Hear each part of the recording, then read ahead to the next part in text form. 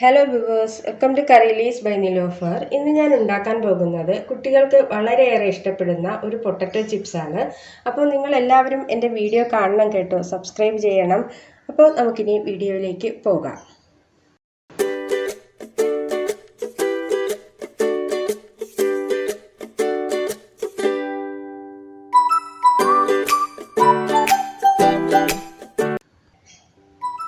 അതിനായി ഞാനിവിടെ 3 പൊട്ടറ്റോ എടുത്തിട്ടുണ്ട്. ഇതിൻ്റെ തൊലിയെല്ലാം കളഞ്ഞ് വെള്ളത്തിലിട്ട് വെച്ചിരിക്കുകയാണ്. നിങ്ങളും ഇതുപോലെ തന്നെ തൊലി കളഞ്ഞ് പച്ചവെള്ളത്തിലിട്ട് വെച്ചതിന് ശേഷം വേണം ഇത് സ്ലൈസ് ചെയ്യാനുള്ളത്. കാരണം പച്ചവെള്ളത്തിലിട്ടില്ലെങ്കിൽ ഈ പൊട്ടറ്റോ എല്ലാം കറുത്തു പോകും. അതുകൊണ്ടാണ് ഇങ്ങനെ ചെയ്യുന്നത്. ഇവിടെ ഞാൻ കുറച്ചൊരു വലിയ സ്റ്റീൽ ബൗളിൽ കുറച്ച് വെള്ളം എടുത്തിട്ടുണ്ട്. ഇതിലേക്ക് നമുക്ക് കുറച്ച് ഉപ്പിട്ട് കൊടുക്കാം. ഉപ്പ് കുറച്ച് കൂടി നിൽക്കുന്ന രീതിയിൽ വേണം ഇട്ട് കൊടുക്കാൻ.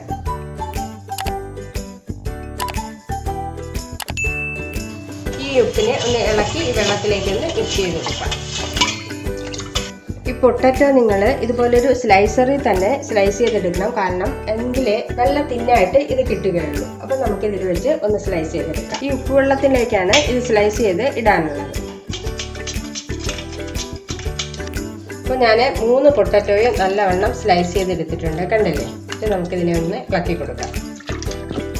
ഇനി നമുക്കിതിനെ ഫ്രൈ ചെയ്തെടുക്കാം.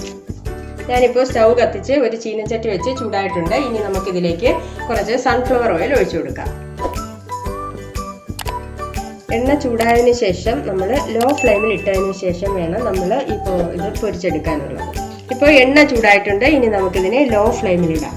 ഇനി നമുക്ക് ഈ സ്ലൈസ് ചെയ്ത് വെച്ചിരിക്കുന്ന പൊട്ടറ്റോയെ എടുത്തിട്ട് ഒന്ന് പിഴിഞ്ഞു കൊടുക്കാം. ഒന്ന് പിഴിഞ്ഞ് വെള്ളം കളയാം. ഇനി നമുക്ക് ഇതിനെ ഓരോന്നായിട്ടെടുത്ത് ഈ എണ്ണയിലേക്ക് ഇട്ട് കൊടുക്കാം.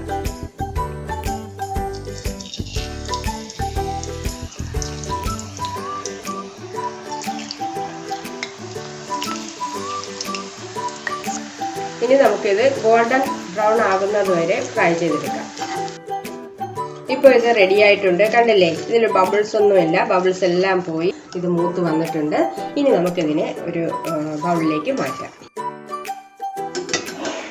കണ്ടില്ലേ? ക്രിസ്പി ആയിട്ട് വന്നിട്ടുണ്ട്. ഇപ്പോൾ പൊട്ടറ്റോ എല്ലാം ഞാൻ വറുത്ത് കോരി എടുത്തിട്ടുണ്ട്. കുറച്ച് കറിവേപ്പില കൂടി ഞാൻ അതിലേക്ക് വറുത്തിട്ട് കൊടുക്കുകയാണ്.